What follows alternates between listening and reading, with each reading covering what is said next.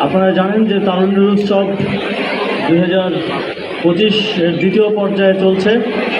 আমরা তারুণ্যের উৎসব আয়োজন করার এই সরকারের একটা মূল লক্ষ্য হচ্ছে তরুণদেরকে, যারা জুলাই গণ অভ্যুত্থানের মধ্য দিয়ে এই দেশকে নতুন স্বাধীনতা এনে দিয়েছে, তাদেরকে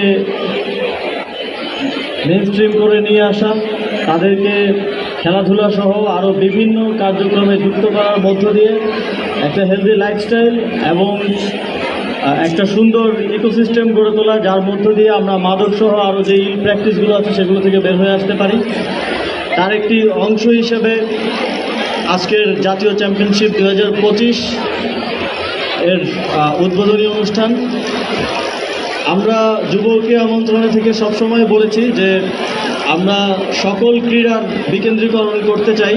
শুধু ঢাকার মধ্যেই আমরা তো পূর্বে দেখেছি যে ফুটবল, ক্রিকেট সহ অন্যান্য খেলাধুলাগুলো সীমাবদ্ধ এবং এর বাইরে বড় কোনো টুর্নামেন্ট কিংবা এঙ্গেজমেন্ট থাকে না। ফলে আমাদের প্রান্তিক খেলোয়াড়দের মেইনস্ট্রিমে উঠে আসার, জাতীয় দলের খেলার সুযোগটা দিনে দিনে কমে গিয়েছে।